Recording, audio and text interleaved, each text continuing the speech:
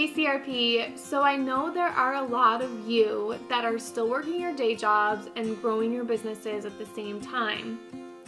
So I wanted to fill you in a little bit more, my behind the scenes of what it was like for me when I was doing the same thing. Because I know you guys see a lot of what my life is like now, running this business with my husband, but it was not always this way.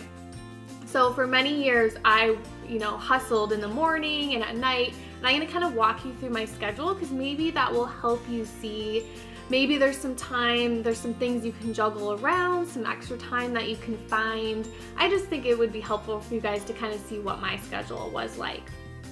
So what I would do when I was working my full-time job, I would wake up in the morning at 5 a.m.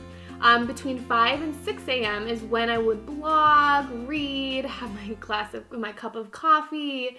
I would do some journaling. I would do some scheduling on social media so posts could go out throughout the day, because when I was at my consulting job, there was no working. Like I could not work, from 8 to 5. That was work time. Even lunch. I sat at my cubicle and ate lunch and worked.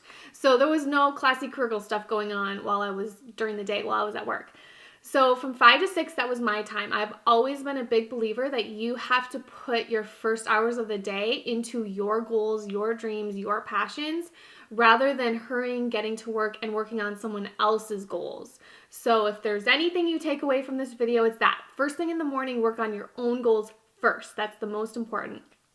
Okay, so that's what I would do from 5 to 6 a.m. I would work out on the good days. I would work out between 6 and 6:30. I would just do a home workout. At the time, I was doing Insanity. So I would just flip on the computer. My husband was doing it with me too, so that was good accountability because it would just get turned on at 6, and so I had to shut down. I had to work out. So that was good. I've always felt more productive when I'm working out. So that's just my tip. I always feel healthier, more confident, and more productive. So I also forgot, from 5 to 6, I would also have my smoothie. I'm actually drinking one right now too. So smoothies, maybe someday I'll share my smoothie recipe with you. Okay, so I'd work out from 6 to 6:30 a.m. I would shower and get ready between 6:30 and 7:15. So this was all very, very scheduled out. And this was really when I decided to take control of my calendar, because there were many years where I would just get up late, press the snooze button a million times, just hate life in the morning, be so upset that I had to go to this stupid job that I hated and go to work and sit there and hate my life. And it wasn't until I actually made the decision that I'm in control of my calendar and my life, and this is my new schedule. This is how I'm going to do, and I scheduled it out, put that alarm on, and it's hard to get up early, but after you do it a few times, it gets a lot easier. So from 6:30 to 7:15, I would get ready. I would drive to work 7:15 to 8. I had a 45-minute drive. It was long. It was probably too long. Sometimes I'd sit in traffic. And I would listen to podcasts the entire way. So anything motivational, inspirational, maybe download some of the CRP modules, put them on your phone, and listen to them while you're driving, while you're working out, while you're cleaning the house.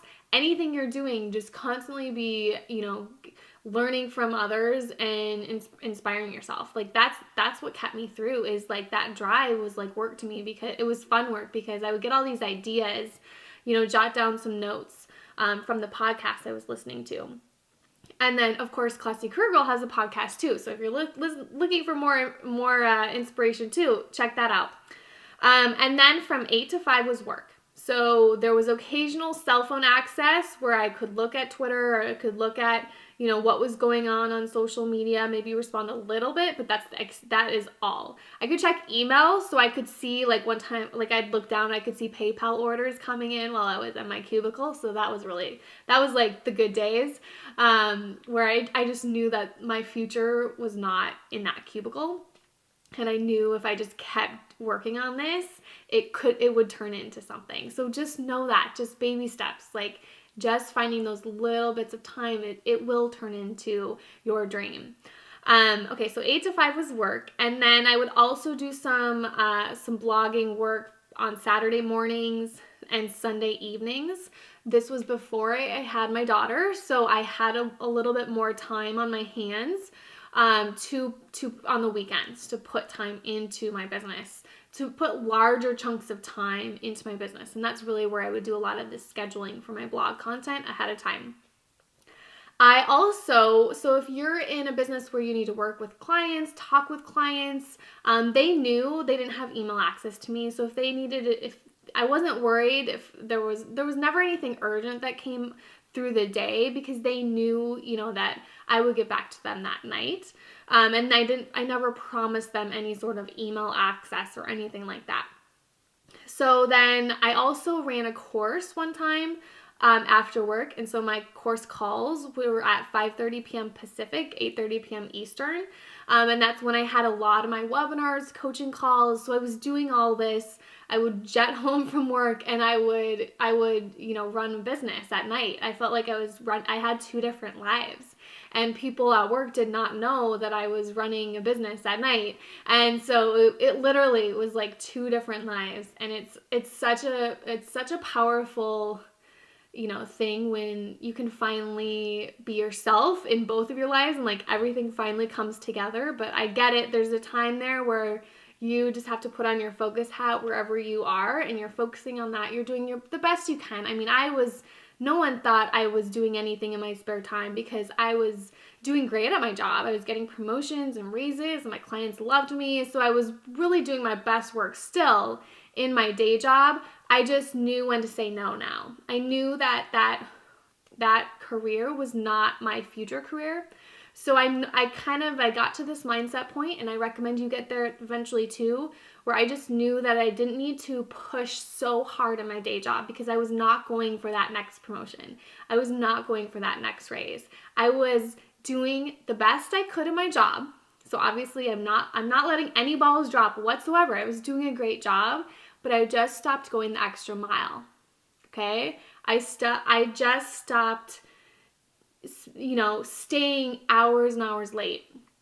I started saying no to things that I probably should have said yes if I wanted to become CEO someday, but I just said, no, I can't do that, and I just started prioritizing what was most important to me. So maybe that rings true for you. Maybe you need to start just setting some boundaries for your work. Maybe you're working late nights or weekends, or there's just a lot of stress. And so that's something that it's a mindset thing. It's just like a shift in your mind where you just know that that's not going to be your forever career.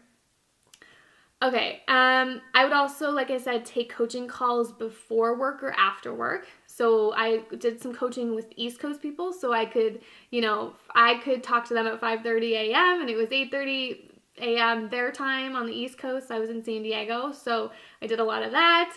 I did a lot of coaching calls at night. So like almost every night I had coaching calls.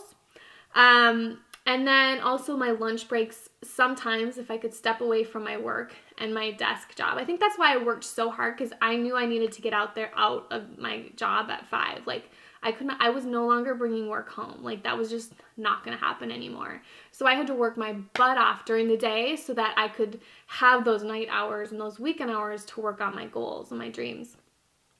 So lunch breaks sometimes were used for partnership calls, interviews, informational interviews, just meeting other people. So I was okay with using my lunch break. I would have to step outside, obviously, and take a phone call. And then this was a key too, and you'll hear about this more in Corporate Rescue Plan, but I hired a virtual assistant, and she was a lifesaver because she would help me get stuff done. So she's in the Philippines. She still works with us. I'm sure you have seen her in our Facebook group already. Her name is Laura, and she is in the Philippines. So she works in our night in the United States. So it would be like 10 o'clock at night. I'd be exhausted. But I just had more to do. Like I had more of a sales page or a product, or I couldn't figure this thing out on the website. So I would just send that stuff to her at 10 o'clock at night, which was the start of her day. And I would wake up in the morning and it would be done. So it literally was replacing myself. It was like the administrative stuff that I couldn't be everywhere. I couldn't do everything. I couldn't answer every email. And so I just started delegating. And that was a huge thing for me too. I think that's one of the big reasons that we're here today, is because I learned how to delegate the small stuff so early on. So I hope you enjoy this. I hope this kind of gives you a behind the scenes view of where I started and how I started, and it gives you some sort of motivation that you can do it too.